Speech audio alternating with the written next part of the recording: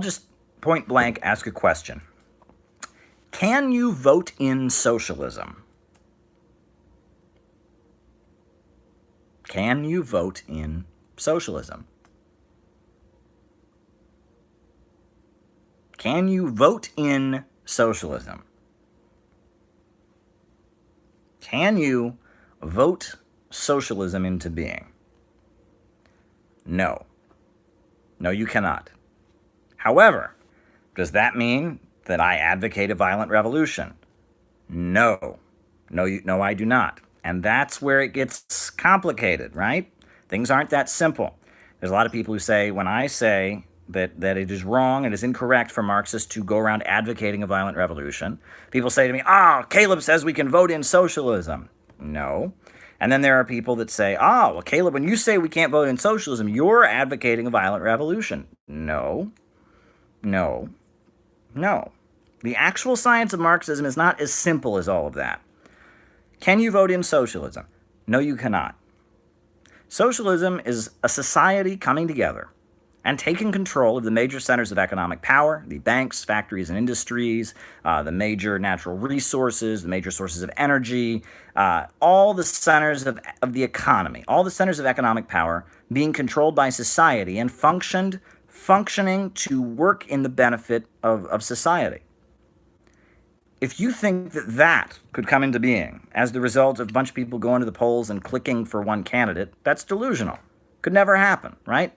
If you think that big of a change, if that big of a transformation of society, of all the major centers of economic power going from the hands of private capitalists to being controlled by society, if you think something that dramatic, something that big, right, going from one economic system to another, the means of production changing hands, changing how they operate. If you think that could happen simply as a result of people going to the polls and clicking for one candidate, that's an illusion, right?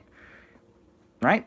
Socialism has always been the result of major mobilizations of the people, millions of people in motion, active. And, let me add, that when millions of people are in motion, organizing, resisting, building up power, building community assemblies, Soviets, Bolivarian circles, workers' councils, getting somebody elected is very, very helpful, right? It's very, very helpful. So yes, socialists should be voting. Yes, socialists should be participating in the electoral politics. They should be involved in voting, running candidates, participating, yes, but that will not create socialism. But does that mean you advocate a violent revolution? No, right? Left adventurism, punchism, Blanquism, that is something that every serious revolutionary has rejected. Violence is not something that serious organizers ever would want to see, right? Working class people live with violence in their lives. I mean, violence is a horror of working class life in the United States. It's working class people that are sent to fight in the wars, for goodness sakes. There's, police brutality. There's, domestic violence in working class communities. There is violence is something that working class people, the broad masses of people of society, would like to move away from and like to get away from. And they turn to socialism to get away from violence. It's middle class, ultra-left adventurers, children, right, who want to feel like they're heroes. They glorify violence, right? They feel like violence is some really exciting thing. I'm going to be a hero. I'm going to be Che Guevara. I'm going to go. That's not working class, right? Violent revolutions have happened in history, but they happen only as a result of no other option being available to the people, and of violence and terror and extremism coming down on the working class as they try to organize peacefully. And at that point, they have no choice but to defend themselves and end the violence. Socialist revolutions have always been an act of self-defense, right? Socialist revolutions are not the result of voting for one candidate or other. However, having people in office who believe in socialism, would move the government in a socialist way, would be aligned with a mass movement, is a good thing. So I'm not saying don't vote. However, I'm saying that socialism doesn't come about as a result of people going to the ballot box and punching one candidate or other. But that does not mean that one should advocate extreme violence and adventurism and chaos, and that's not the case either. Socialism comes about as a result of people being brought into the political process, ordinary people being mobilized to defend their communities, to demand jobs and housing and health care, taking care of each other. That's primarily what it was. You look at the 1930s, the unemployment councils that were existing in this city and other parts of the country, the labor unions. I mean, the Communist Party was an organization that helped hungry people eat. That was what the Communist Party of the United States did in the 1930s. It helped hungry people eat. When people were hungry and starving, it would feed them, and it would lead them to march to City Hall and demand that their elected officials feed them as well. The Communist Party, their slogan that they organized for in the early part of the 1930s was "Fight or Starve," right? And if you look at these communists in places like India that I just mentioned, the Socialist Unity Center of India, Communist, the Communist Party of India, Marxist, those folks do that. They organize on a community level. They care for people. They provide services to people. And at the same time that they're doing that, they provide them with ideology, right? They're explaining to them why they are hungry. They're explaining the problem of capitalism, and they're bringing them into an organization that seeks to transform all of society and move toward a socialist society, right? And that is the work of genuine Marxists and genuine communists. That's the work that they do. They care for people. They teach people how to fight for their own interests. They feed people, and they build community, and they build a mass movement, and they run for office, and they get elected, and they participate in elections, but the ultimate goal is to transform all of society. Elections are simply a means to an end, right?